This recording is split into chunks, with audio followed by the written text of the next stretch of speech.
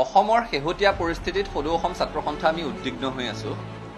বিশেষকৈ এটা যেন চেপা সাম্প্ৰদায়িক উত্তেজনা সকলোতে বিৰাজ কৰিছে, মানুহৰ তেনেকুৱা এটা অনুভৱ হ'বলৈ আৰম্ভ কৰিছে, যিটো অত্যন্ত দুৰ্ভাগ্যজনক।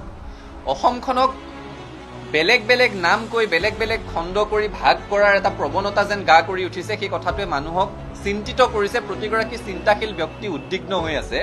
আৰু তাৰ মাজতে কালিৰ পৰা এটা বিষয়ৰ ব্যাপক চৰ্চা চলি আছে যে নগাঁৱৰ পৰা মাছ অসমৰ উজনি ভাগলৈ, যদিও আমি ছাত্ৰ সন্থাই উজনি নামনি মধ্য এই শব্দবোৰ কৈ ভাল নাপাওঁ, তথাপিতো নগাঁও মীন পালক সন্থাই ঘোষণা কৰিছে যে উজনি অসমলৈ তেওঁলোকে মাছ নপঠিয়ায়।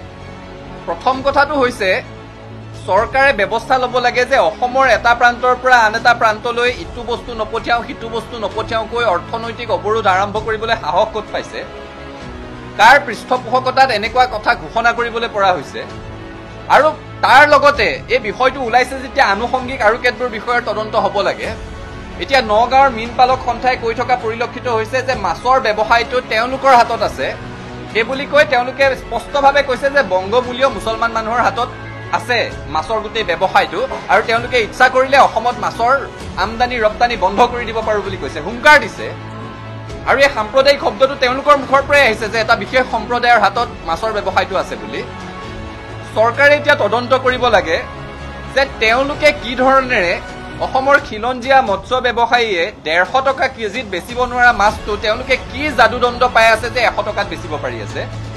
সমগ্ৰ অসমতে গহপুৰত যায়, যোৰহাটত যায়, শিৱসাগৰত যায়, নগাঁৱৰ পৰা যে মাছ যায়, আৰু সেই অঞ্চলৰ থলুৱা ব্যৱসায়ীয়ে যে নিজৰ পকেটৰ টকা ভৰি মাছ বিক্ৰী কৰিব লগা হয়, য'ত 150 টকা 170 টকা কেজিত মাছ বেচিলেও তেওঁলোকৰ লাভ নহয়, সেই মাছখিনি 100 টকা 120 টকা কেজিত নগাঁৱৰ পৰা গাড়ী লৈ গৈ কি ধৰণেৰে বেচি থাকিব পাৰিছে, কি যাদুদণ্ড পাই আছে, সেই বিষয়সমূহৰ আচলতে তদন্ত হ'ব লাগে।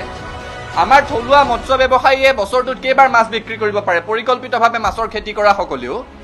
তাৰ তুলনাত যিসকল মানুহে এতিয়া মৎস্য ব্যৱসায় তেওঁলোকৰ দখলত আছে বুলি কৈছে, তেওঁলোকে নিশ্চয় বেছিকৈ বছৰত মাছ বিক্ৰী কৰিব পাৰে। থলুৱা ব্যৱসায়ীয়ে যদি দুবাৰ বেচে তেওঁলোকে নিশ্চয় 3বাৰ 4বাৰ পৰ্যন্ত বেচিব পাৰে, সেইকাৰণে তেওঁলোকে কম দামত দিব পাৰে। আৰু 3বাৰ 4বাৰ পৰ্যন্ত বেচিবলৈ যাওঁতে মাছসমূহ সোনকালে ডাঙৰ হৈ বজাৰত এৰি দিবৰ কাৰণে কি বৰ বিষ খুৱাই আছে, ইউৰিয়াকে ধৰি কেনেকুৱা ধৰণৰ কীটনাশক সাৰ ব্যৱহাৰ কৰি আছে, সেই কথাসমূহৰ উচিত তদন্ত হ'ব লাগে। আৰু এই ধৰণেৰে অসমৰ এটা প্ৰান্তৰ পৰা আন এটা প্ৰান্তলৈ ব্যৱসায় বাণিজ্যত বাধা দিবলৈ চেষ্টা কৰা, অৰ্থনৈতিক অৱৰোধ ঘোষণা কৰা ব্যক্তিৰ ওপৰত আইনগত বিধিগত ব্যৱস্থা ল'বৰ কাৰণে চৰকাৰক দাবী জনাইছো। আৰু কোনো কাৰণতে অসমক খণ্ড খণ্ডকে ভাগ কৰিব বিচৰা, সম্প্ৰদায় ধৰ্মৰ নামত ভাগ কৰিব বিচৰা এই প্ৰৱণতাক যাতে উৎসাহ নিদিয়ে তাৰ কাৰণে চৰকাৰক সকীয়াই দিছো।